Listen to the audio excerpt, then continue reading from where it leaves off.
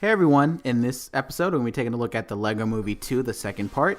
We're going to be exploring the characters, the comparison to the first one, and the music. All that and more in episode 119 of the Reel-ists podcast.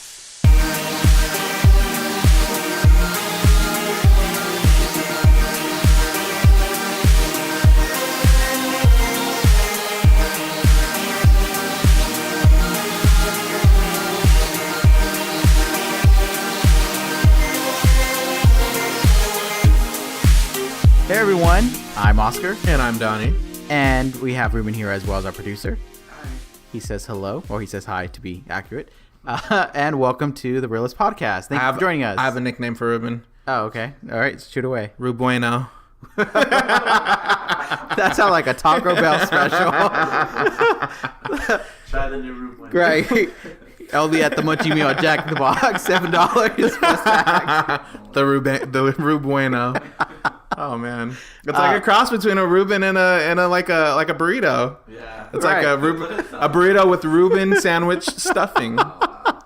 Rubueno. All right, he fired on that one. Got that out of the way. Yeah, I just had to throw it out there. But yeah, so today we'll be talking about the Lego Movie 2, the second part, as it's referred to. I think that's in the title.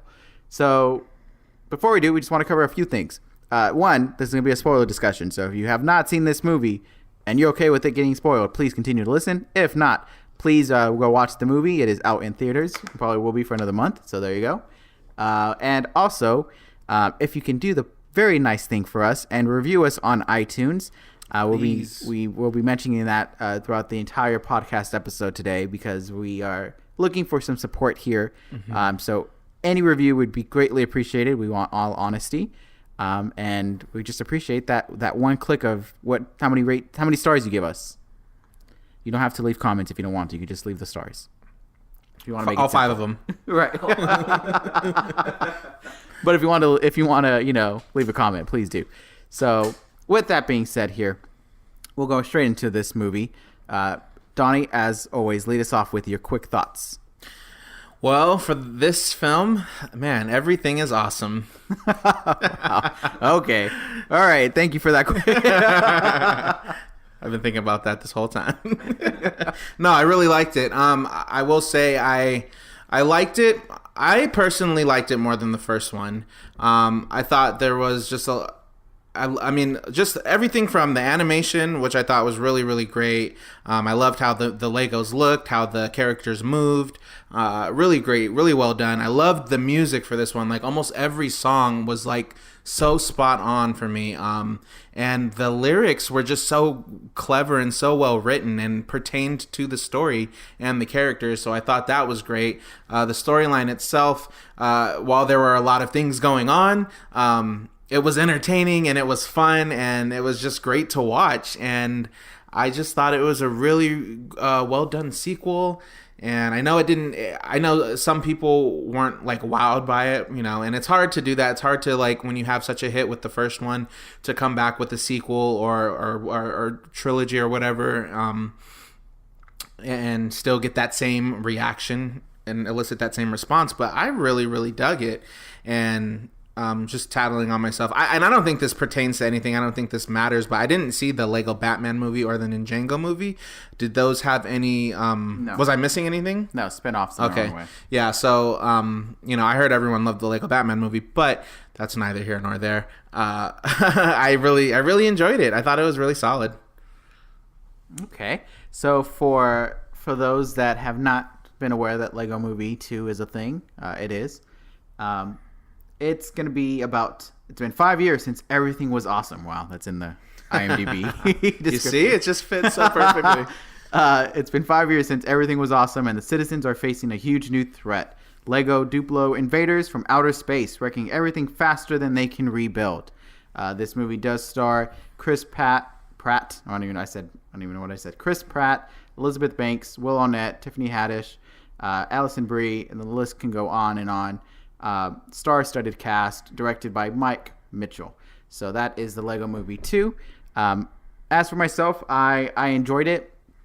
I really liked the message that the story was going with. I'll point out one thing that still bothers me of this movie.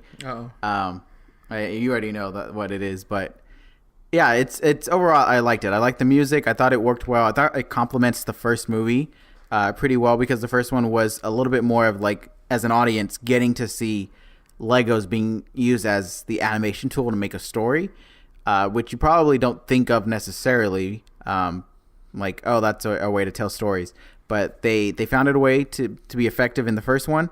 And I like that they continued it with this one. Not necessarily with like how can we use Legos to tell a story, but now is a little bit more focused on what's the story we want to tell.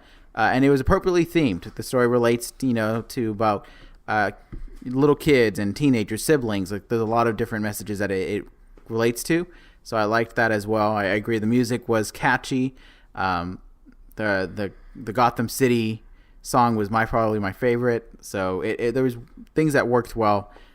In many ways, but yeah, overall I did enjoy this movie, so I'm content with that, and everything is awesome. So I do want to mention this though, because a lot of people are kind of at least, well, when I say a lot of people, I mean everyone that I've talked to, which is about like 7 people. Okay. All from the same area, work location. Okay. But so 7 of your coworkers said what? They said that it took a while for them to to get the hang of the first one, and that like they were kind of questioning like, why is everyone talking about this movie when the opening feels like I'm watching a preschool programming kind of thing. And I can see that. I definitely can see where elements of that, and it does take a while for the story to really get juicy where you are enjoying what they're doing rather than kind of just being struck by like, are we really watching Legos as like an animated tool? Yeah, this is the first one we're talking about, right? Yes. Mm-hmm. So with all that being said, and since you did see the first one, going into the second one, are you able to bypass of like, oh, I'm really watching Legos like as a movie right now? Yeah, and I can understand why people think that, because for me even it was hard to really get into the first one because I'm like, here we go, like taking a childhood toy, something that's pretty iconic, and trying to make a movie about it. Like I wasn't into the idea at all. At all, like not even in the least bit. How much? But I will say after I watched it did take a minute and to really try to get into it and to go, okay, I was like, okay, well at least the Legos look like Legos, and then I'm like, okay, they look like Legos. Well, at least the characters are moving kind of. It's kind of like this kind of weird wannabe stop motion type of movement, but it is all animation. So it took me some time, but I was getting into it more and more as the film progressed. So by the time I did come to see the second one, I was already sold on the idea that that we can watch this Lego world and it can like be the driving force for a film and it can work.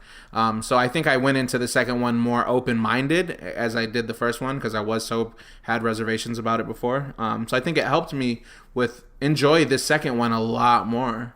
And I mean, it carries off directly. So like the characters you saw in the first one are heavily in the second one. It's not like it completely abandons it for new characters. The new characters are introduced, but I do like that you have your core Lego characters. So it's, you think Lego and you probably think like, oh, they can have so many different characters and references, and they do. They love to play with their Easter eggs, but they do manage to successfully keep that core characters of like, okay, I know Emmett, Wild. I was gonna say Wildsmith, but that's not her name. Wildstyle. What is her name? Dang it. Wildstyle, Lucy. Oh, okay, perfect. I was just thinking Lucy, but yes, you can get the spaceship guy. You can get Batman. Alice, or what was it? Alice, Alien Kitty, or what was it? No, Unikitty. Unikitty. Yeah, you get your. I'm core. thinking Alison Brie. The voice of Unikitty. Yes, you get that core of characters, so that's easier for you to follow through, and it's not like you have to go through this complete different like forget what you got in the first one because it's a whole complete different thing. Although there was one sequence that was kind of throwing me off was when they were traveling and they kind of made like a little fun of it, like someone with the string on the toy and that was just like dragging it along. Do you remember that? When Not really. Traveling through space. Oh yeah. It was just that little like joke of like, oh, here we are. Mm-hmm. Yeah, that was like. You didn't like that? I didn't like that. I was just like, come on, everything's gonna be animation, and then you want to do a little bit of like realistic traveling. But I always liked how they when I saw the first one and I saw the twist of this is actually all being done by a kid with his imagination, and seeing how it like ties back into the real life. I really like that, and I do like that they incorporated that a little bit more. See, I didn't like that at all from the You first didn't like one. the live, the blend. I didn't. It was a twist that I was like, I don't get it. I mean, I get it now in retrospect, and I get why they did. And people do love it, but when I saw it, I was like, I don't like this. But when they did it again in the second one, and they did it more so in the second one, I was really into it, and I really did, because I already, we knew that's what it was, like them playing through their imagination. So it's part of the story, and so I was able to accept it more, and I really did like that they went. Some people would argue that they did it too much in this film, and that they didn't need to, but I feel like it was really. I liked it. I liked those moments. Well, I think that it works because the movie is. It's a story, but it's not like this story that you're actually thinking Legos are, doing this. This is all happening. Like the way the Lego Batman movie is, that one is, you're treating that like the Legos don't see themselves as Legos. Like they just see themselves as the characters. Well, this one, they kind of understand that they are Legos and but that there's a master and all that stuff. So it plays with the story. It's not like it's trying to be like different or anything of that sense. Yeah, but I also did like that they used. I like that they brought in the same kid. He's grown up now. Yeah, that was cool to have that. And then we actually got to put a face on the daughter. Yes, this time. Yeah, no Will Ferrell. We got his voice. Yeah, for which I lines. thought was like, I was like, were they doing that because they wanted Maya Rudolph, because they brought in Maya Rudolph, so like they wanted her to get all the parental screen time? I took it as he couldn't film in person, like he couldn't be there in person for scheduling or whatever. Was he doing Holmes and Watson? I don't know, but. He couldn't be there, so they did the cop out of like, here's his voice. Yeah. But no, yeah, I thought that was interesting on the live action hybrid. To get to what bothers me about this movie, the one thing that bothers me is the time traveling character who is Rex. Yeah. He was a future Emmett. He's a future Emmett. So essentially, what happened was. He got thrown under the washer and dryer, got abandoned for 5 years supposedly, and then realizes that he needs to change it. So he builds a time machine, which I love the Easter eggs of all like the time machine like references, but goes back in time and tries to stop it from happening. Tries to stop like the Sistar system and all of its characters from joining with with their world, and because what we find out is that though they're not invading that world, they're just trying to unify and have a peaceful existence with one another. Correct. Yes. But Rex is like, no, I'm gonna stop this. I'm gonna basically persuade Emmett to help me destroy this and dismantle this. And I didn't like it because there was no way to believe the time traveling part of it. Well, it's just like you were stuck under the dryer for 5 years. Yeah. So, like, what? You just up and decided, like, you got so angry to the point where you were then able to move and build a time machine? Like, I don't know. It just was, like, kind of random. That to me, that's what the problem is. Because everything else ties nicely with the real life aspect of it. Like we're building something together, and when it got destroyed, it was a representation of the teenager arguing with his sister. And like there was things that were making sense as to what was happening with the Legos, but that's the one piece that I'm just like I don't know if maybe I missed the mark, but I don't understand how is this happening. How did we get a Lego piece coming back in time, but yet that's the present for us, but we never saw like the 5 years span. So it didn't make sense to me. I would have preferred if it would have been like, oh, you are the brother, you're Emmett's brother that was abandoned, or you're just an ordinary Lego piece that got forgotten or something like that. I just feel like there would have had to have been like a parallel universe or something, right? Exactly, for it to make sense, not just like I mean, I get what you're saying. So that's the one thing that bothers me, because everything else made perfect sense of like, oh, this is happening to the Legos because in real life this is happening. Mamageddon is terminology for the mom telling them to put it away. Like there was things that were making sense, and I was like, I understand it, I'm with you. But that one time traveling aspect was just like, no, take away the time traveling. Like the character's arc, the villain's arc, I guess, made sense. That's not what I'm complaining, but it's just more of like, how are we saying he went back 5 years when there's been nothing that's shown us that this is a redo or anything like that? So, yeah, I just didn't like that aspect. Did you have any additional thoughts about that? What else did you not like about that?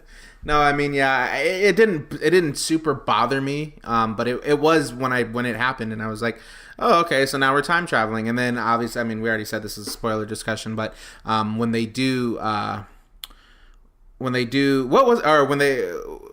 did he, what did they do that made it that he never was even alive in the first place? Like where he started fading away. He started disappearing away because they did what? Because she showed up. She showed up because he was in abandoned, essentially, right? Because he was like, you're going to be just like me because no one's ever going to come to get you. Mm-hmm. And that's when she shows up. I don't think anyone else. It was just her, yeah. Lucy shows up. Lucy shows up and changes that. So that was the change of like, oh, okay, so if she did come, that means I'm never going to exist because friendship is still valuable and stuff. I really liked the scene when Emmett and Rex were both under the dryer and they started fighting, and it was just like as if like a little kid just took his two Lego pieces and were hitting them against each other. I thought that was perfect. I agree. Good. That was hilarious. I actually liked if you notice I'm losing the name of the character, but the one that was the space person with the helmet and she had the wings. Oh, yeah. I forgot the character's name. But the way she moved was a little bit different than the way the other Lego pieces were moving. And it was more of like a little girl or a little kid just like... General Mayhem. Yeah, General Mayhem. Just picking it up and down. Just like up and down, up and down. Yeah, that's the way it moves. I feel like the movie works well in getting the audience, which is the young kids, to see it and want to see it and want more. I probably want to go buy the Legos, but it's also effectively working with the adults can appreciate that realistic approach to, you know, how these Legos were moved and how these stories are being told, while also having some positive messages, some things that you probably notice more so with like Disney movies and Pixar.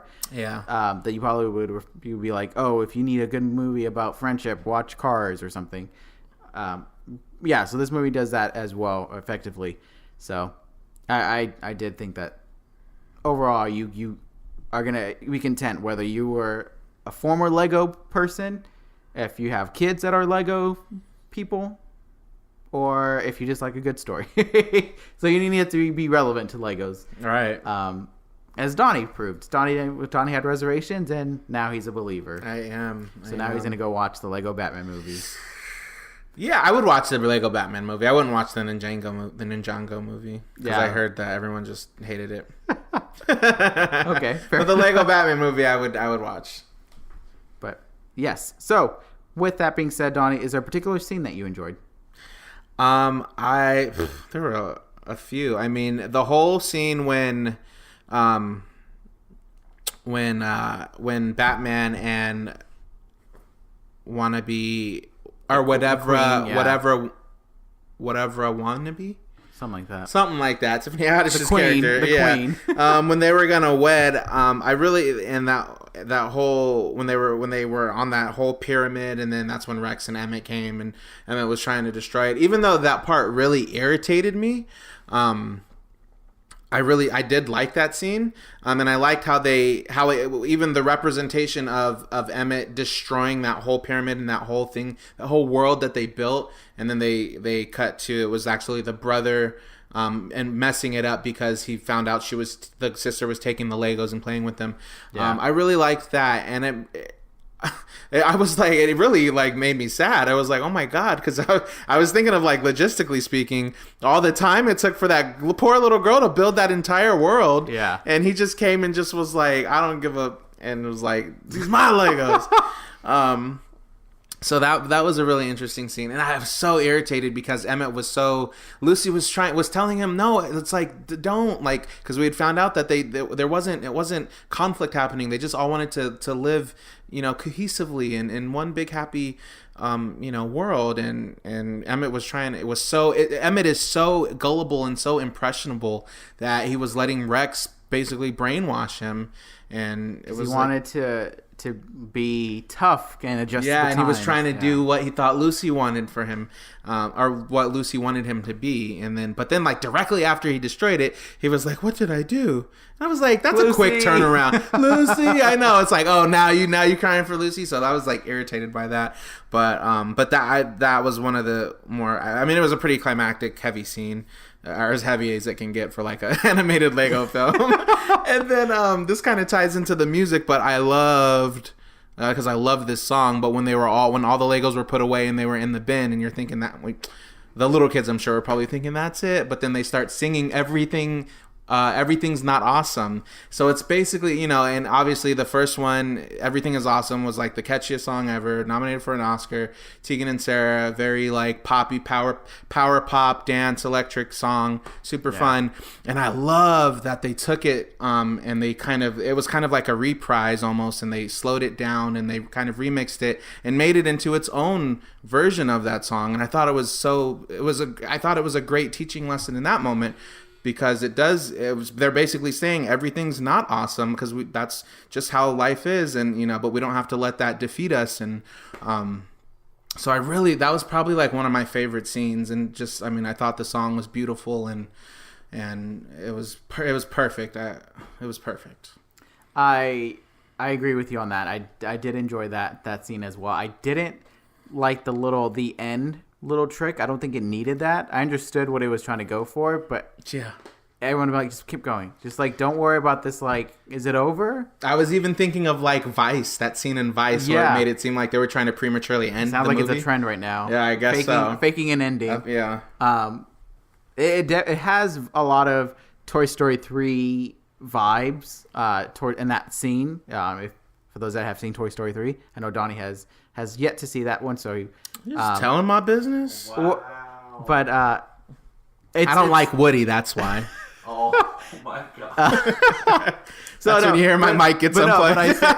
Ruben's like, get out. I say it only because I don't want to go into specifics, because then it's going to take away. Unless you know it, I don't even know if you do know it. But no, maybe I do, but I'm not. It's not at the forefront of my brain. So that's why I don't want to say it, because then it's going to ruin that little touching moment.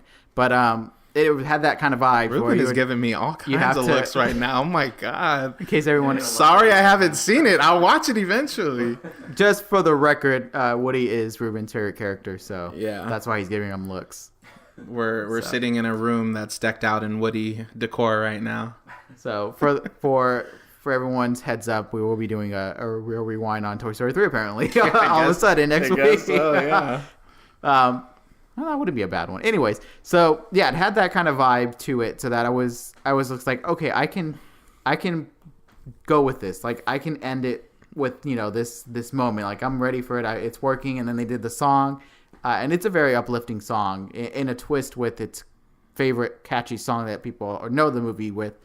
I liked it as well. I really did think that was a standout.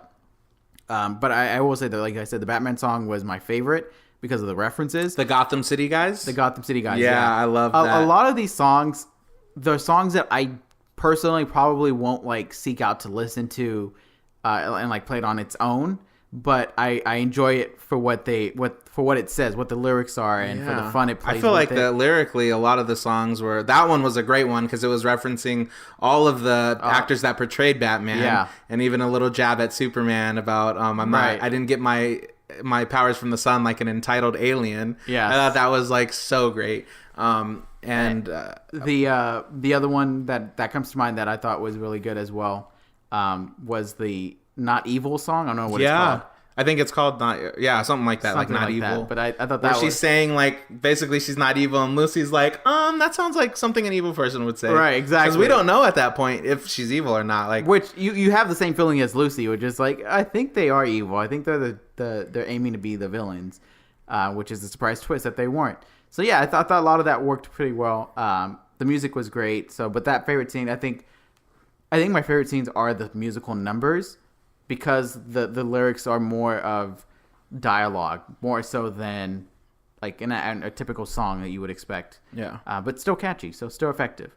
And I did like I loved all the references. I loved the Easter eggs. I wasn't a big fan of making the Justice League kind of like useless. I understood it. I get it. I understood the reason why But You like, took that real personal. like I was, I mean, because the thing was, I loved the setup where they were just like, and the Justice League, got on the ship and went to go try to solve this problem. And Green Lantern's always like running behind like the last one. Right. Like, I love that little joke. And I loved that it was Aquaman, Jason Momoa now. Like, they completely have accepted Jason Momoa yeah, like as Aquaman. you are Aquaman. That was cool. So that was cool to have that little moment. But then, yeah, when they do like they were brainwashed, quote unquote, and they were like all happy. I just, it was kind of, I feel like it downplayed, the value that these heroes have. That's just my personal take. Okay. I got you. I do want to say another one of my favorite scenes, which was really cool. It was another little last minute twist, was that we found out that Lucy was the original artist of Everything Is Awesome. Because when they went to first of all, let me say I'm so glad that Emmett gets his like this dream house he wanted with Lucy, and they get to stay there. And then Lucy hands him like a record of Everything Is Awesome, and she's on the cover, and he's like, he like gasps, and then that's the end. Gasp. Like, oh my god, because he loves that song. So it's like, it was really cool to see that. That was a great full circle. Yeah.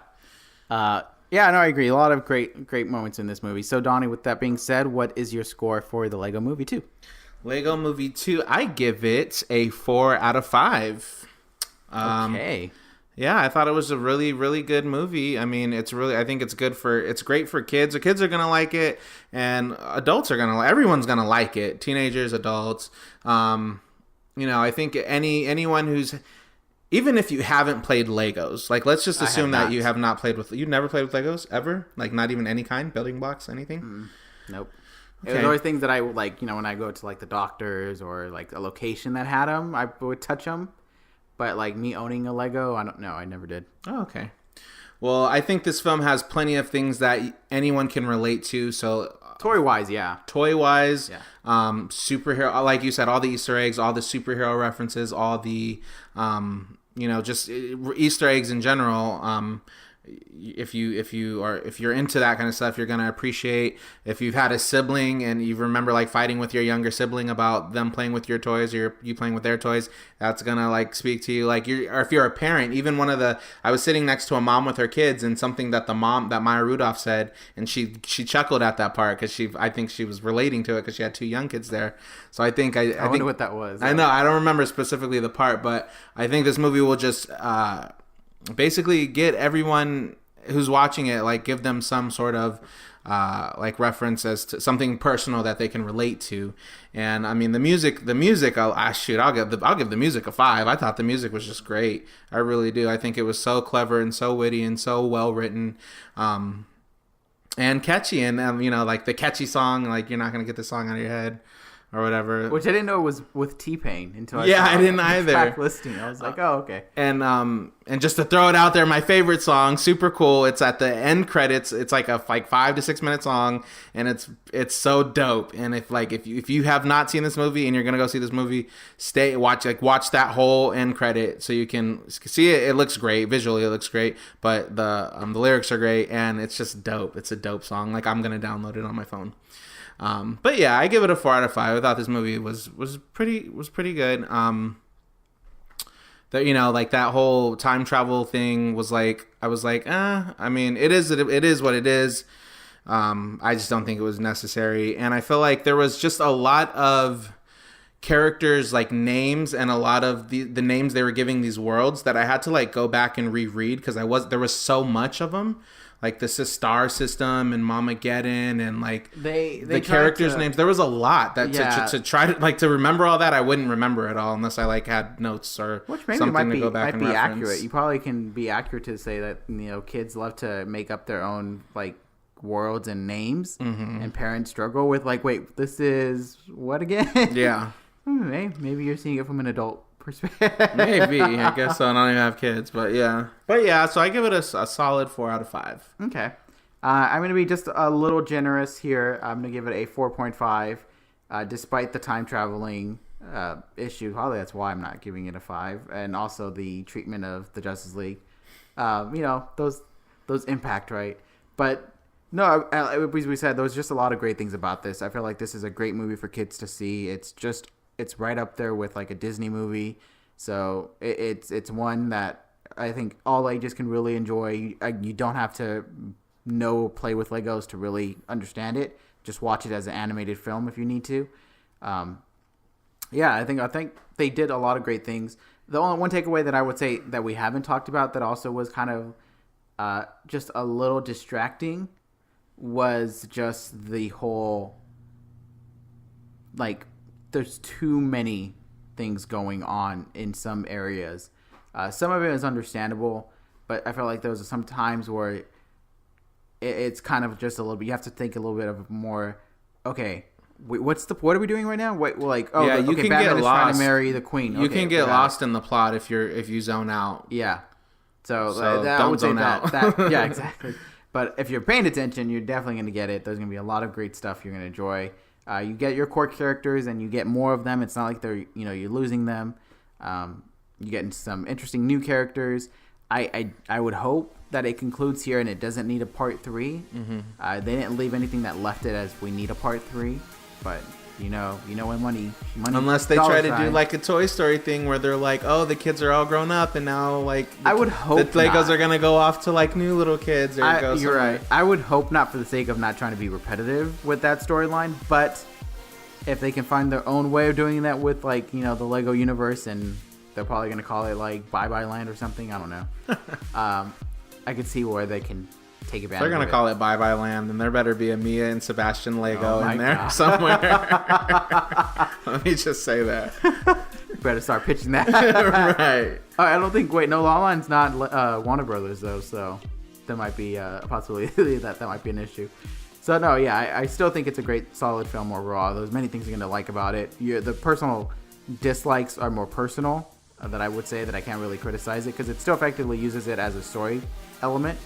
And it works well in the movie, in the realm of this movie that it's putting you through. So yeah, 4.5 is going to be my score. Ruben has not seen the Lego Movie 2, so it's a 1 out of 5. So rude. Dang, Ruben. He's like, I don't play with Legos, so that's a 1.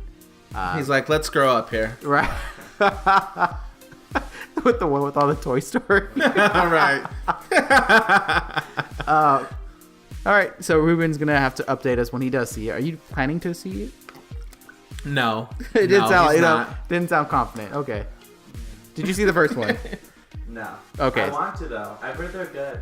I wouldn't be. He heard from us that they're good. Right now. I just heard you guys say they're good, so I want to see them. Okay. All right. So that's gonna be our score.